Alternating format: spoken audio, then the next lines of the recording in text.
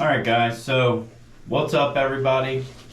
Just doing a little bit of maintenance inside Jupiter's cage, and I figure we'll make tonight's video all about some of the cost associated with some of the different animals that I keep here. That way, for any of you that are interested in getting into the reptile hobby, you can kind of see what some of your expenses might be, what the upfront costs are. And yeah, we'll pretty much go over everything that has to do with the cost of the animals themselves and their upkeep. So I'm going to change this light bulb real quick and we'll get right into it.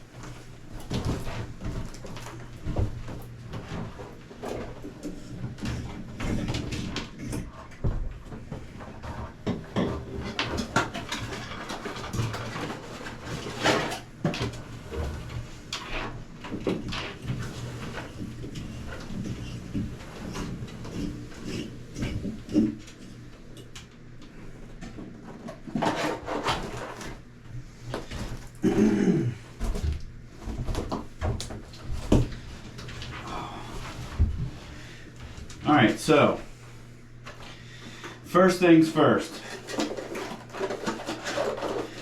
This is probably what people deal with the most, is the cost of the animal. So for everybody wondering, Jupiter here is a wild caught animal. And what that means is that she was much cheaper than what a captive born and bred animal would cost. But sometimes when you get a wild caught animal, there can be lots more expenses that come along with them other than just that cheap little entrance fee that you get when buying a wild caught.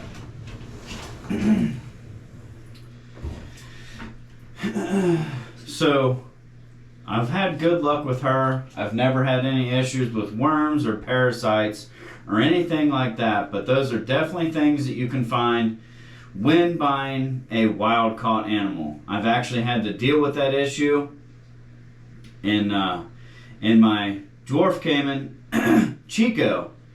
He didn't show any signs of that at first, but later down the road he did kind of show that he might have some of those problems. But anyway, so Jupiter's upfront cost was $125, which in my opinion is very, very cheap for an animal that can potentially reach 8 feet long and get to 80 pounds. Because of course I didn't know her sex or gender when I purchased her. She was only about this big. And yeah, I would 100% recommend getting a captive born and bred animal any day over wild caught. Not that it can't be done with the right experience or in the right hands, but yeah, if it's your first time, I'd recommend doing captive born and bred. So anyway, for one of the largest species of monitor that you can own in captivity, so far we're at $125 for her cost at a reptile show. Now, let's get into the cage. This cage I've got here that I built is 10 foot wide and it is 10 feet long and it is ceiling height, so about 8 feet. And everything said and done cost me right around $3,000. So, okay, you've bought your $125 animal. Now, just a year and a half later, I think, after I had got her, now I'm $3,000 into this animal for just her and her cage. Over $3,000. And another big cost associated with these guys is the bulbs. You guys seen me changing the bulb at the beginning, and those are definitely not cheap. when I first got into the hobby, everybody was using halogen floodlights made by GE, Philips, brands like that. Well, now that everybody has gotten so keen to LED lights, they're basically saying there's no use for halogen lights and they're obsolete. So all these big companies dropped the halogens because they produce heat. I have a video way earlier in my YouTube seasons that explains that, but now you've got companies like Arcadia producing the same exact halogen bulbs that GE was, or Philips, and they're par 38s just like the other ones were. They have both 100 watts and 75 watts like I use up here. They have 50 watts. They make all the sizes. And they are slightly more expensive than what the Philips versions were, but so far they've lasted longer. The ones that I would buy from Home Depot and Lowe's, they would only last a month if I was lucky, and that was at $8-9 a pop, all the way up to $13 or $14 a pop for some of the bigger bulbs like this. And these are about the same price, but like I said, they do seem to last longer.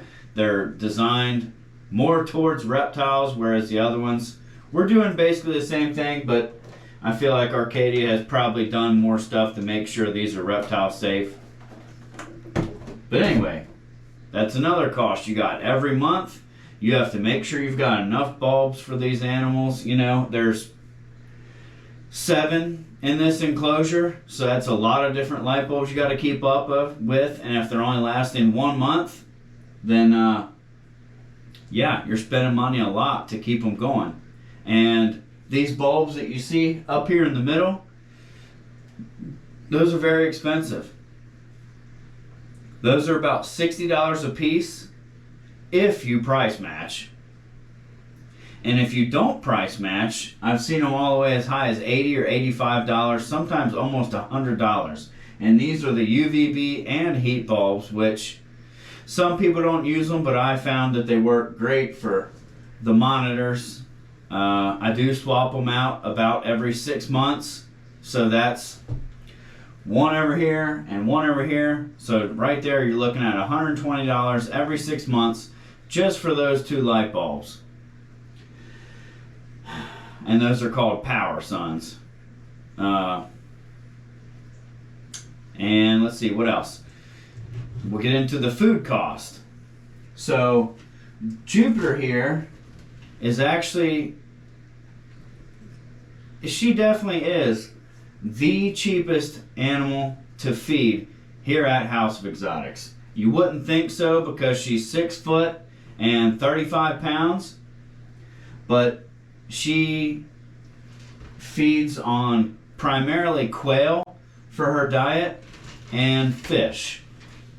And I don't have to feed her fish, but I like to because I think it does have certain health benefits, especially for the monitors and the Caiman. Yeah, I think it helped prevent a lot of things. And we can get into that another time, but the cost of her quail each year is around $250 for the entire year. So that's really not that bad. And then the fish that I buy, that her and the Caiman Chico eat, that's another probably $300 a year. So not too bad, looking at about $500 a year to feed her. So yeah, really not that cheap when you think about everything. The enclosure, the monitor, the light bulbs, the food, all the substrate that I've got down here on the bottom. But she's a good animal and she's definitely worth it to me. But there's not a lot of people willing to build a big 10 by 10 enclosure like this one. So a lot of times these guys end up in the wrong hands. They end up getting rehomed or given away, or they end up passing away because they weren't taken care of properly. And yeah. So other than that, if you guys got any questions, feel free to ask me down in the comments below. Don't forget to subscribe if you haven't already. Make sure you like this video, and it'd be awesome if you guys would share it. That would be really cool. But we will get into the cost of my ball pythons next. So let's get into that one. Alright guys, so I figured we would stop off on the way to go see the ball pythons and talk about the Uromastyx. I only have 2 of them, but they're a really great addition to what I keep here, and I've really learned to love these guys. They're not predators like I usually keep, but they are really cool. This guy's starting to get all his blues and oranges and stuff like that, but that's not what the video is about today. So, cost for this guy, not that much. The cage, I think I have about $200 into the cage. I built the whole thing myself. All the electricity is done by me, all the lights, I framed it, I built it, everything in here is done by me. But $200 in the cage. He's got the same thing like Jupiter, but he's only got 2 lights. They get replaced every 6 months for the UVB, and then the other one, it lasts about, so far, 3 months on this one. It's a pretty good brand. But the cost of their food, these guys cost me about $10 a week, and there's 52 weeks in a year, so you're about $520 in food for both of my Uromastyx. And I'll take you guys back here in a little while and show you the tortoises, but they also eat off of that $10 a week food supply. So just kind of shows what you can do to pick the right species that you can keep your costs down when feeding and caging and stuff like that. But so yeah, Uromastyx, they're not too bad. So let's go check out the ball pythons. Alrighty then, so we're back here with the ball pythons. You guys know that I have quite a lot of them, and truth be told, the ball pythons are the most expensive animals I keep here, by far. It's not even close on any of the other ones. The ball pythons are by far the most expensive, not only because of their original cost per animal, but because of the cost it takes to feed them. The system I use here for housing them is a rack system. I know you guys, a lot of you probably don't agree with that, but I know a lot of you guys do use the rack system, so we're on an even playing ground. But anyway, even the original cost of these racks is pretty dang expensive. This one, big white one here, I built that one myself, so I was able to keep the cost kind of low on that one, but it does have its flaws. These vision racks here definitely aren't cheap. They're well over $1,000 brand new. And so yeah, but the food cost, that's what really hurts.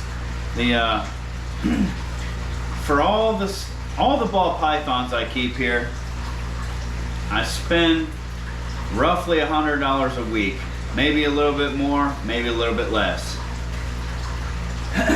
So when you take that and add it up over the course of a year, now I'm over $5,000 into just feeding the ball pythons. And that's kind of a low estimate as well, because during breeding season, which goes on for a pretty long time, a lot of these females are getting 2 or 3 rats per feeding. So that really jacks up the price right there. And so yeah, if any of you other guys keep a lot of ball pythons like I do and don't breed your own rats, let me know what you do to keep the cost down. So we're not going to get into too much of taking them out or nothing like that. This is just kind of strictly a cost and keeping video on the animals. So we're going to get right into the next ones, and I think that's going to be probably the fish pond. So let's go take a look at that. All right, so this is the 650 gallon pond. It's a total of like 860 gallons with the filter up here. And this one is not too bad. I think the initial cost for me to build this pond, I probably spent around $1,200 for the pond itself. And maybe another $200 on filtration. You know, maybe $200 I got into the heater. The animals themselves, a lot of these guys were donated to me by a good friend of mine. And their food, most of them eat tilapia, and it's a on an every other day feeding schedule. I spend about $20 a week on their fish to eat, so that brings it up to what, about $1,000 a year to feed this pond. But one of the things I haven't mentioned yet, as far as the general cost of everything to keep it running here, is the electricity.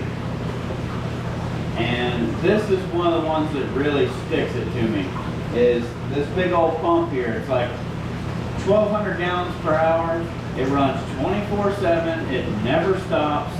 And that is one of the main things that really jacks up my energy bill here. All the lights and heat tape and stuff like that, those all definitely play a part in the expense of the electricity.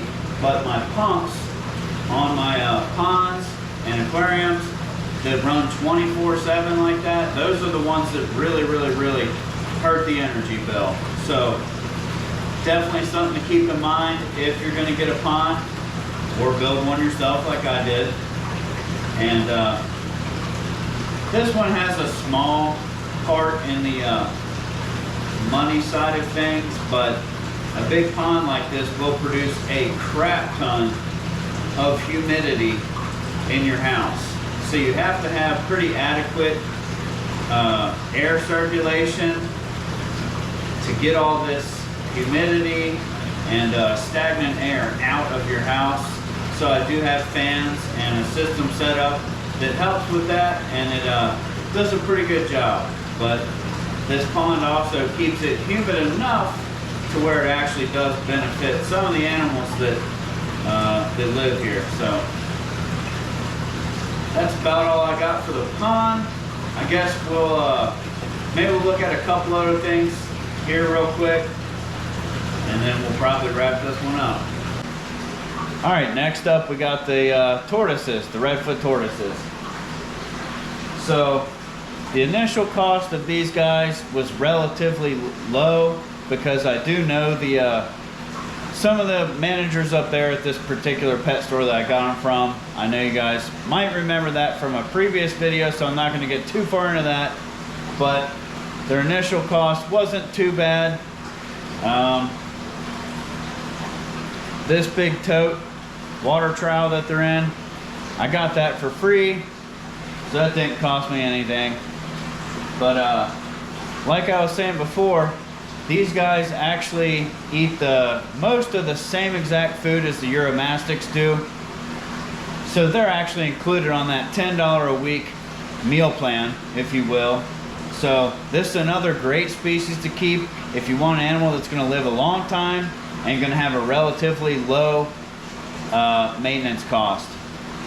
And just like all the other non-snakes, reptiles that I have, they have the Arcadia light in here, which will need replaced every 6 months. And you've got the heat bulb also. That one will get replaced about once a month. Got these guys in here trying to hunker down and go to sleep.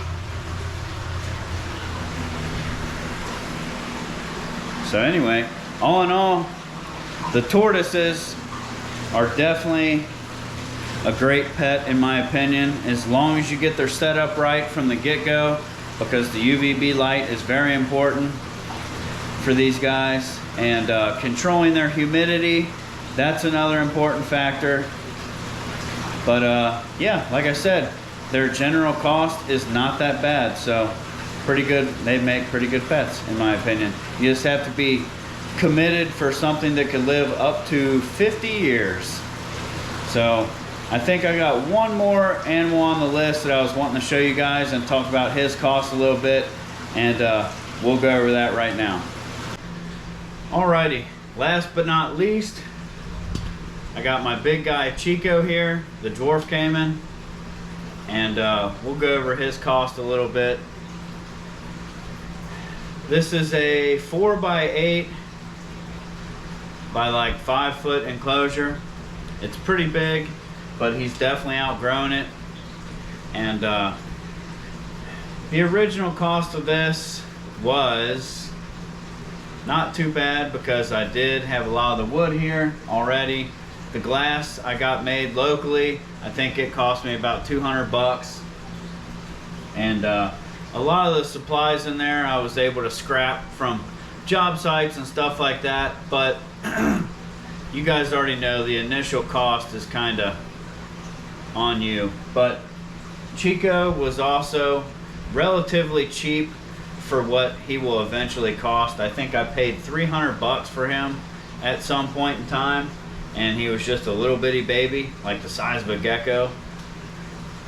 And he's got kind of the same stuff that Jupiter does over there. He's got probably 6 light bulbs in here, and they go out at the same rate that hers do, about once a month. The UVB, same thing, it gets changed out about every 6 months. And his food cost, he eats the same exact thing Jupiter does. That's why they both worked out so well. I got these guys a month apart. I got Jupiter in December of 2019, and I got Chico in January of 2020. So just a month apart. And they've both done really, really well together, but separate, obviously, because they both eat the same exact food. They were both the same exact size when I got them, and they both actually grew at about the same rate, because Chico and Jupiter probably weigh about the same right now, but but Jupiter is like 2 feet longer, but that's because she's a monitor. She has a giant tail. Anyway, food cost for Chico is about the exact same as what Jupiter's is. It's kind of in that shared $500. So honestly, Chico and Jupiter are the 2 cheapest animals I have to feed. But that really doesn't mean anything, because like I said, this is a 4x8 enclosure. It's pretty dang big by most people's standards, but this is just a grow out for him. He's already 4 feet long. I'm currently working on a 16 foot by 9 foot by ceiling height enclosure for him, which is definitely going to cost quite a bit.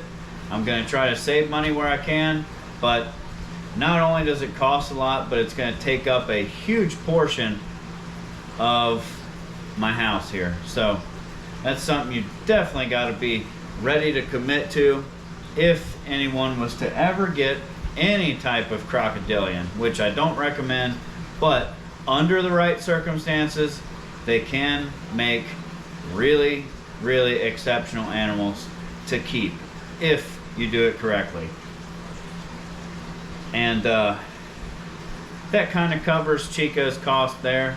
But I did want to add one thing about the ball pythons. I wasn't trying to scare anybody off of getting one, just letting you know the eventual cost if you were to try to get into breeding and producing snakes like I do. And I'm just a small timer. I have friends that have 100 times more than what I have here. But so if you want to break it down, the individual cost to keep a ball python is relatively low. You can set up their enclosure if you choose to do it that way, and everything that goes with it for about $400 in my opinion. That's going with like a $150 thermostat, let's say a $200 PVC cage, and some of the accessories that you want to throw in there. Is about $400 for the initial setup. Then you've got the cost of your animal, you know, ball pythons, the way that the hobby is going. The morphs are getting cheaper and cheaper by the day, so you can get some really, really freaking cool looking snakes for relatively cheap. You know, I've got plenty in here that are only 200 bucks a piece, and they're really, really nice visuals. But the food cost for just one snake for a year, feeding once a week, we'll just say that we'll go with the adult version of the ball python because that would be the end goal. One of those rats to feed a full-grown female ball python is about $5 for the extra large rat. And if you take the $5 times 52 weeks in a year, that's, you know, roughly $250, maybe $275. So your cost would be much lower if you're just planning on keeping 1 or 2 snakes instead of you know, a whole entire room full like I do. But anyway, I hope this helped you guys out. I really hope that it helped anyone that is thinking about getting into the hobby and really doesn't know how to choose the right animal. You know, hopefully this was able to help you dial it down and maybe make a pre-decision on what you might be looking for, whether it be a predator like Chica or Jupiter, or maybe a Uromastyx or the Tortoise like mine, you know, that you're only going to have to go to the grocery store and buy some greens to feed. But anyway, I appreciate you guys watching. Hopefully you enjoyed it, and I will see you guys next time. Peace out.